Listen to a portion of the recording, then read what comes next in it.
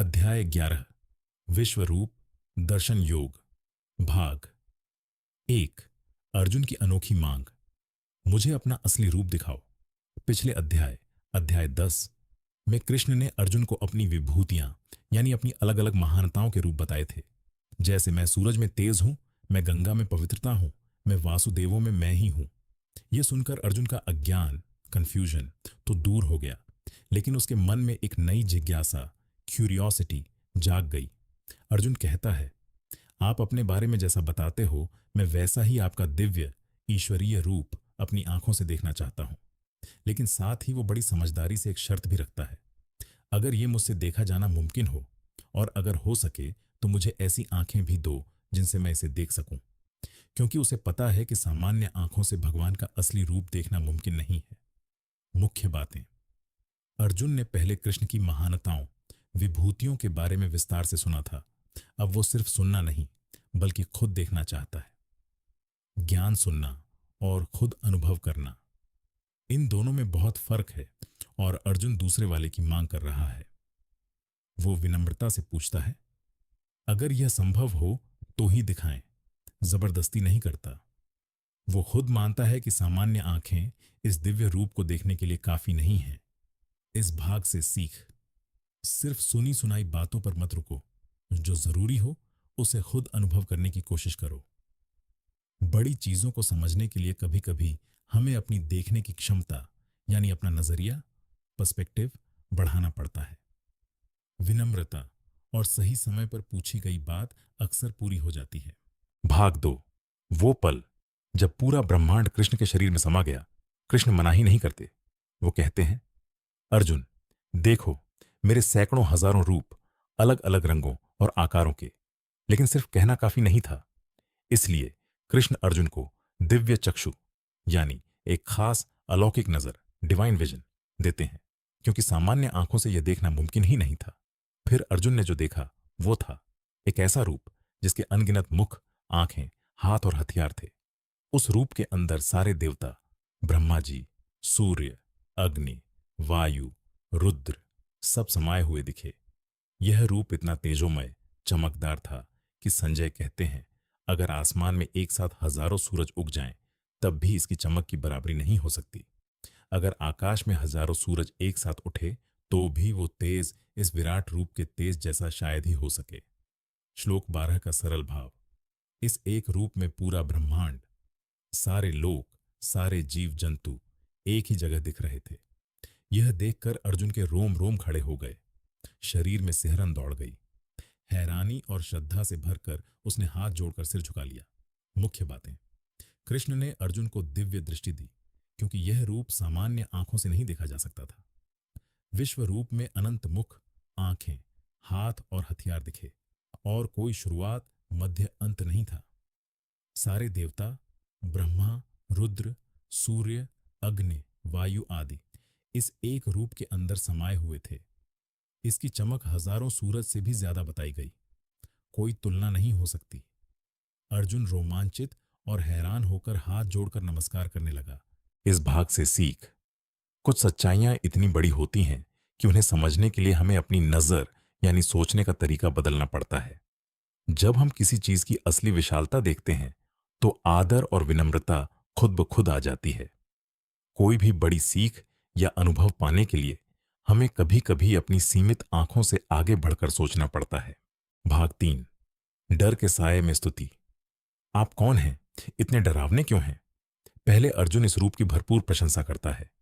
वो कहता है, मैं आपके अंदर ब्रह्मा जी को कमल पर बैठे दिख रहा हूं, सारे अर्शी और दिव्य सर्प दिख रहा हूं। आपका ना कोई आदि शुरुआत है, न मध्य, न अंत। आप अनंत हैं।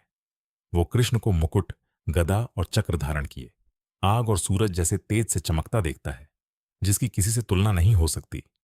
लेकिन फिर अर्जुन को एक भयानक नजारा दिखता है। धृतराष्ट्र के सारे पुत्र, साथ ही भीष्म, द्रोण, कर्ण जैसे महारथी इस विश्व रूप के डरावने बड़ी बड़ी दाढ़ों वाले मुखों में समाये जा रहे हैं।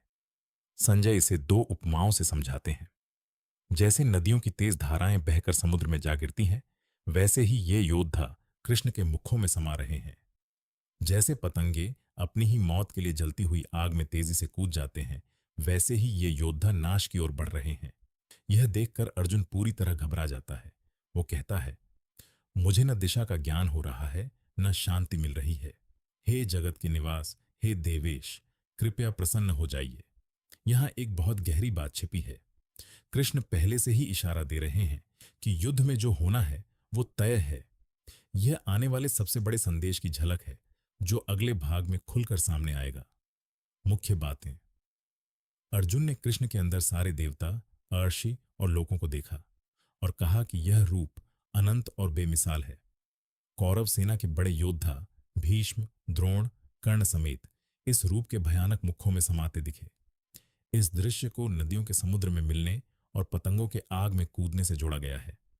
अर्जुन का मन घबराहट से भर गया। उसने दिशा और शांति दोनों खो दी। इस भाग से सीख। कभी कभी सच्चाई बहुत भारी और डरावनी लग सकती है, लेकिन उसे मुंह मोड़ना उसका हल नहीं है। जो होना तय है वो होकर ही रहता है। समय किसी का इंतजार नहीं करता। बड़ी सच्चाई के सामने डर लगना बिल्कुल सामान्य है। इसे समझ और श्रद्धा से ही पार किया जा सकता है। भाग 4। मैं काल हूं। कृष्ण की सबसे चौंकाने वाली पहचान यह गीता का सबसे मशहूर और सबसे गहरा डायलॉग है। कृष्ण कहते हैं, मैं वो काल हूं जो लोगों का नाश करने के लिए बढ़कर सामने आया हूं। यहां खड़े जो भी योद्धा हैं वो पहले से ही मेरे द्वारा मारे जा चुके हैं। तुम तो सिर्फ एक निमित्त यानी माध्यम बनोगे। इसका मतलब क्या है? कृष्ण कह रहे हैं, समय और नियति अपना काम पहले से ही कर चुकी है। भीष्म, द्रोण, कर्ण आदि का अंत पहले से तय हो चुका है। तुम चाहे लड़ो या न लड़ो, यह होकर ही रहेगा। तो डरने के बदले उठो, अपना कर्तव्य करो और यश पाओ। इसे एक रोजमर्रा के उदाहरण से समझो। मानो एक नदी अपनी तय दिशा में बह रही है और तुम उसमें एक नाव चला रहे हो। नाव को अच्छे से चलाना या बुरे से चलाना, यह तुम्हारे हाथ में है, लेकिन नदी का बहना तुम नहीं रोक सकते। कृष्ण कह रहे हैं, युद्ध और उसके नतीजे, समय का बहाव पहले से तय है, लेकिन तुम्हारा रोल यानी अपना काम कैसे करते हो, यह तुम्हारे हाथ में है। इसे ईमानदारी से निभाओ। मुख्य बातें। कृष्ण ने खुद को काल यानी समय, मृत्यु, सबका विनाशक बताया। कौरव सेना के योद्धा पहले से ही मारे जा चुके, तय हैं। अर्जुन सिर्फ माध्यम, निमित्त बनेगा। कृष्ण ने अर्जुन को द्रोण, भीष्म, जयद्रथ, कर्ण आदि के साथ युद्ध करने के लिए प्रेरित किया। मुख्य संदेश, डर छोड़ो, युद्ध करो, यश और समृद्ध राज्य पाओ। इस भाग से सीख। नियति या भाग्य अपना काम करती ही है, लेकिन हमारा रोल, हम इसे कैसे निभाते हैं, हमारे हाथ में होता है। निमित्त बनने का मतलब है बिना ईगो और बिना डर के अपना काम पूरी ईमानदारी से करना। जो होना है वो होगा। इस सोच का मतलब आलस नहीं है, बल्कि निडर होकर एक्शन लेना है। भाग 5। माफ कर दो दोस्त। अर्जुन की सबसे इमोशनल माफी यह अध्याय का सबसे भावनात्मक, इमोशनल हिस्सा है। अर्जुन घबराते हुए, कांपते हाथों से नमस्कार करके कृष्ण की एक लंबी स्तुति, प्रशंसा करता है। वो कहता है, आपकी महिमा से पूरा संसार खुश हो रहा है। राक्षस डरकर भाग रहे हैं, सिद्धगण आपको नमस्कार कर रहे हैं, और यह सही ही है। आप ब्रह्मा जी से भी बड़े हैं। आप ही सबकी शुरुआत हैं। आप अनंत हैं। फिर वो अपनी पुरानी गलतियों के लिए माफी मांगता है। मैंने आपको सिर्फ सखा यानी दोस्त समझकर बेअदबी से अरे कृष्ण, अरे यादव कहकर बुलाया है। खेलते वक्त, सोते वक्त, खाते वक्त, अकेले में या दोस्तों के सामने आपका मजाक भी बनाया है। हे अच्युत, इन सब के लिए मुझे माफ कर दें। जैसे एक पिता अपने बेटे की गलती माफ कर देता है, या एक प्रिय व्यक्ति अपने प्रियतम की गलती सह लेता है।